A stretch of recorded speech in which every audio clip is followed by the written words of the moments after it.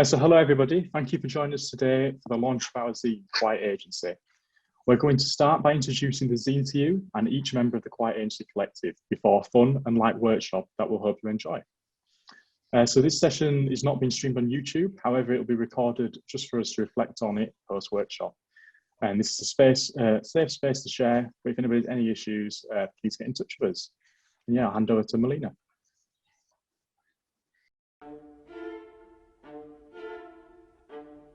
Have you ever been in a room where someone has dominated the conversation and not given you the chance to speak?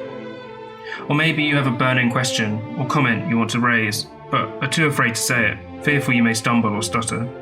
Or perhaps you're really keen to engage with a project, but you're always at work when the meetings take place.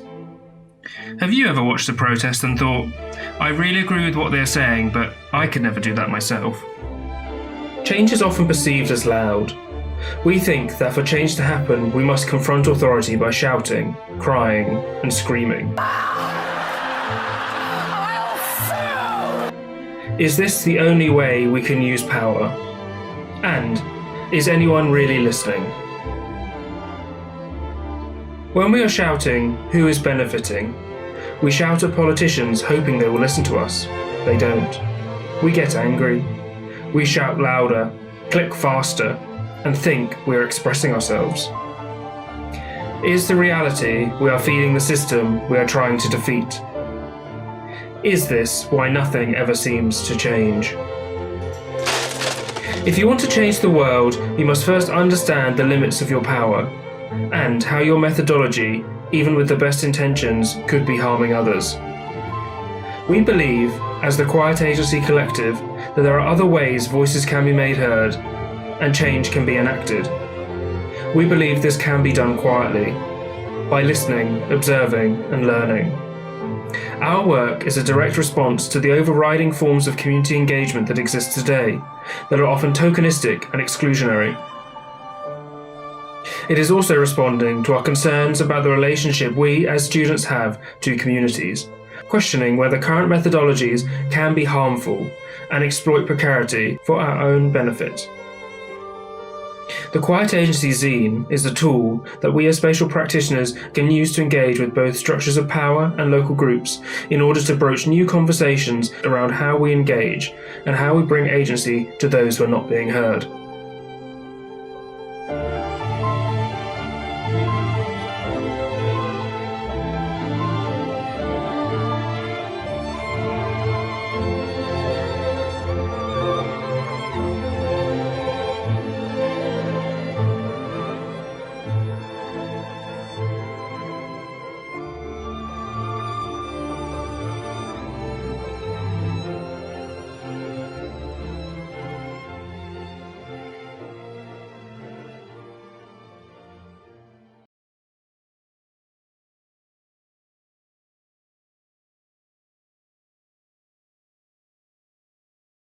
A Quiet Agency zine is a collective document for us as spatial practitioners to engage with both local authorities, organisations and community groups.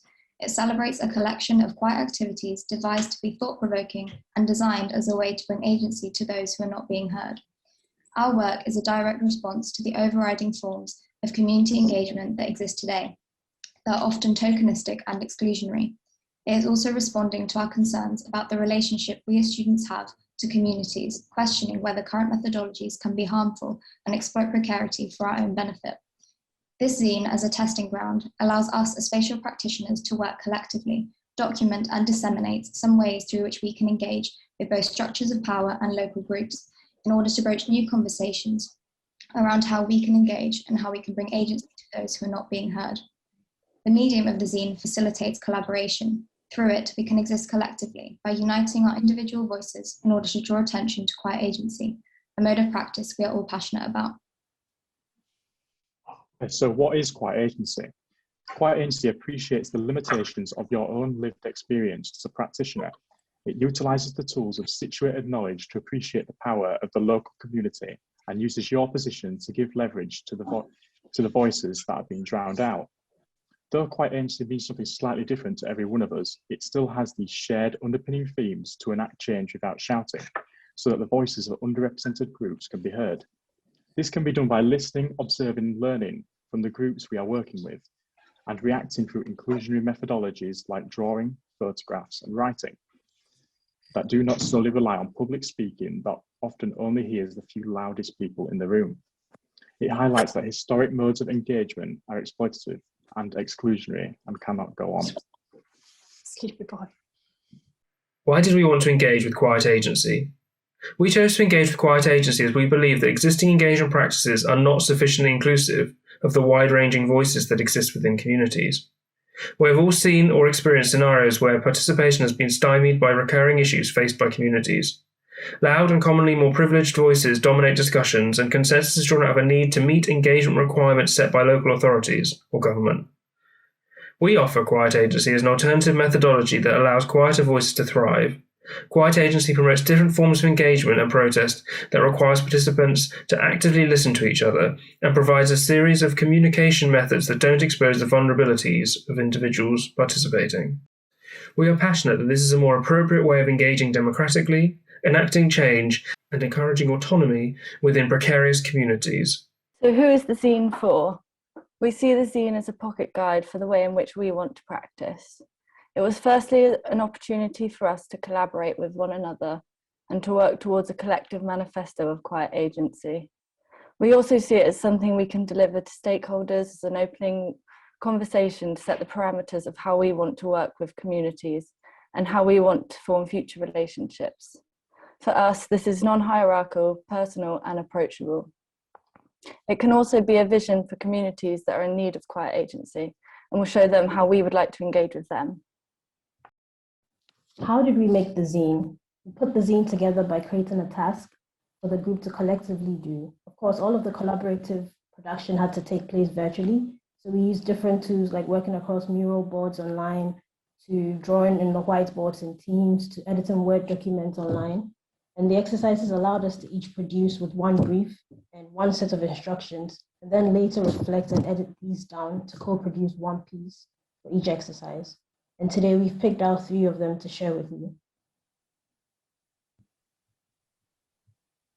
Manifesto Exquisite Corpse. This is a reimagining of Exquisite Corpse in the virtual world with the aim of generating a collective manifesto. The process of this was really interesting. For the game, I wrote up 7 questions and copied them onto 7 pages of a Google Doc. Each group member was assigned a question to start with.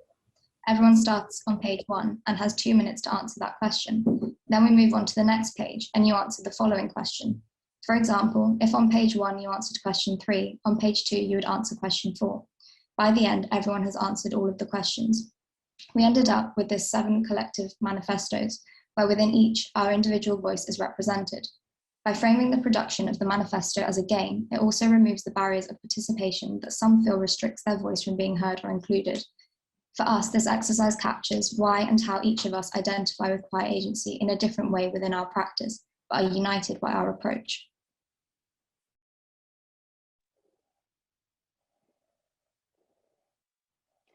An artifact inventory of quiet radical objects was a future-facing activity where I asked each group member to pick an artifact that they felt is relevant and specific to their own major project. The artifact is meant to carry a particular narrative of why they think it is an important object for the future they hope to create. In this case, the artifact becomes a tool that enables you to get to that future. Our future proposals are set up in the year 2035. And this task questions, what would it be like to talk to that future?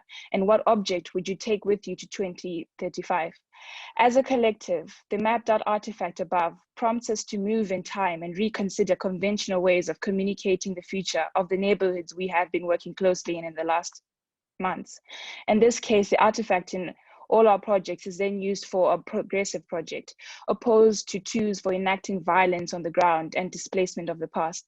In Quiet Agency terms, the artifact opens up different future possibilities of advocacy within spatial design. For individuals to have collective agency over their communities, there first needs to be a cohesive unit that all identifies themselves as part of a larger group. The maps of belonging exercise involved each member of the group drawing their local areas and highlighting spaces that mean something to them or evoke a certain feeling in them. And by creating a collective map of these geographically different contexts, The map is making a commentary on communities and feelings of belonging and how these are essential to gaining agency over our spaces. So what connects all of us? When we first came together as a group, we all had very different lines of inquiry. The one thing that binds us together is our shared interest and concern for the future of urban communities. Now we will introduce each member of the Quiet Agency Collective. So hi, I'm Melina. My practice explores how one can be political, disruptive, and disobedient in polite ways. My work explores print and the medium of autonomous publishing through its potential to not just be used by myself as a spatial practitioner, but by anyone who too feels empowered to engage, express, and contest through this format. The facilitation and spatial manifestation of autonomous social spaces, spaces that are essential, continued, undervalued sites of resistance, and invaluable social infrastructures, celebrating and drawing attention to the impact of their nuance is where I see my agency lies. This zine, for me, was really my first chance to collaborate within a medium I've been exploring independently for the past year or so, and to really share the skills I've learned with others who haven't worked in this format before. Hi, I'm James. I feel very strongly that the needs of working class people are not being considered by built environment professionals. Through years of neglect and demeaning, working class communities have been divided and disenfranchised, creating opportunities for developers to exploit neighbourhoods and push working class people and their identity to the fringes of the city. My work looks to challenge this, and I am passionate about finding ways to bring together communities in order to redress the power imbalance. My project is situated in Enfield on a council estate, about to embark on a transformative renewal, and looks to find ways in which intervention within this process can find new opportunities to bring together the existing community and draw out their identity into the proposed redevelopment. I have worked closely with a group of young people who live on the estate, who are excited by the opportunities the renewal can bring to the area, yet are sceptical whether change will actually come.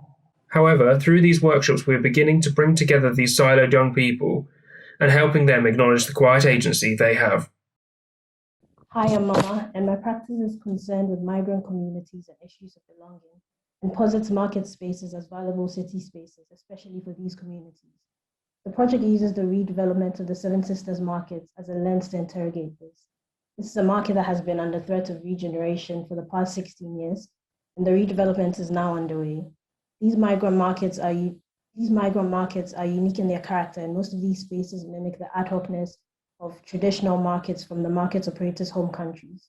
I'm basing my proposal off of the unique qualities of the market units and the example of the community plan that exists in this specific context, to suggest an alternative market which also takes into account the other informal services that these markets offer.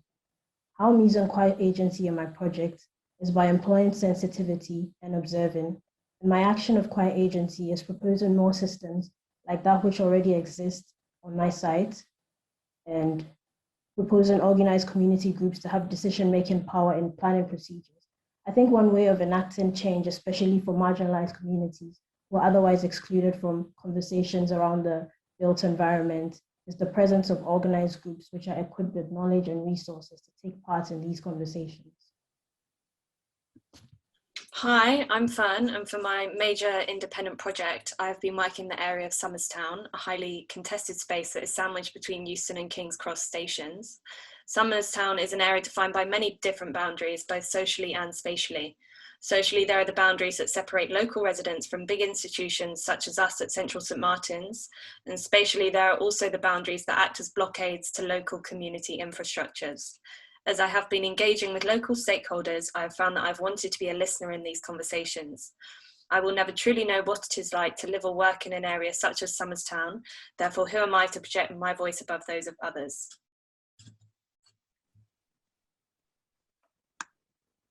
Hi, I'm Aaron.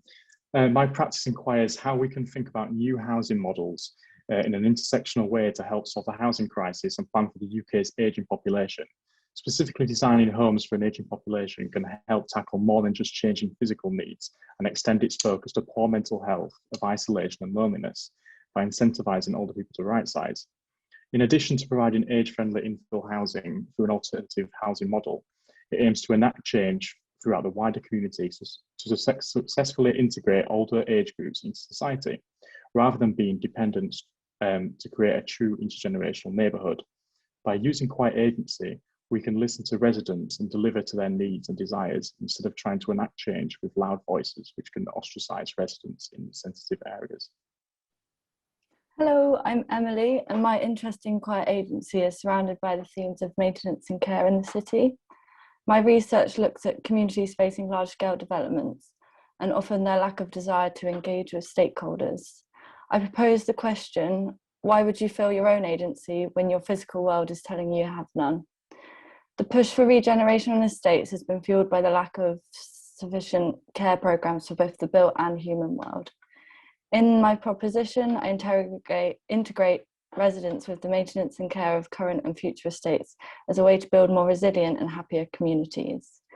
The vision sees residents and community members taking the duty as guardians of the city, living more collectively and harmoniously.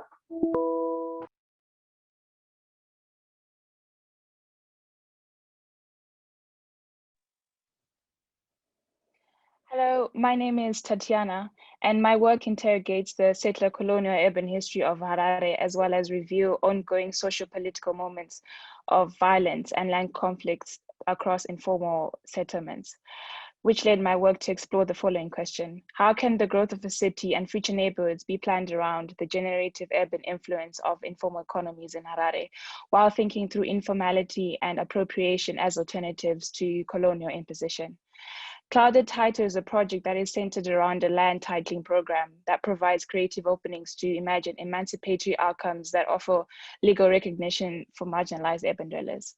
And through a close analysis of informality in a particular settlement located just on the periphery of the city, this project develops a new settlement typology that aims to embed more reassuring land imaginary that allows citizens to use land as a transformative instrument to fashion their own architectural identity, as opposed to the violent means of land appropriation and forced migration of the past.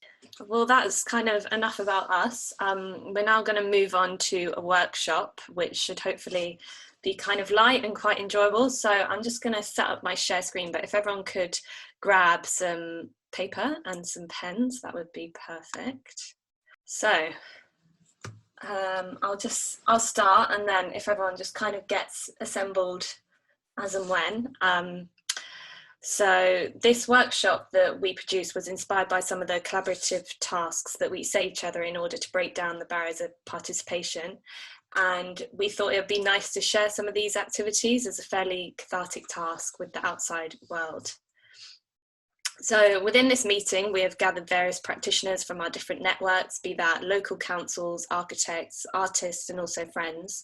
And we are hoping to use this workshop to step outside of the professional bodies to which we all belong, and instead reveal how our day-to-day experiences of the city can differ. During the process of producing the zine, we realized that as architecture students, we often talk about how we can assist other people's way of living without ever really considering our own.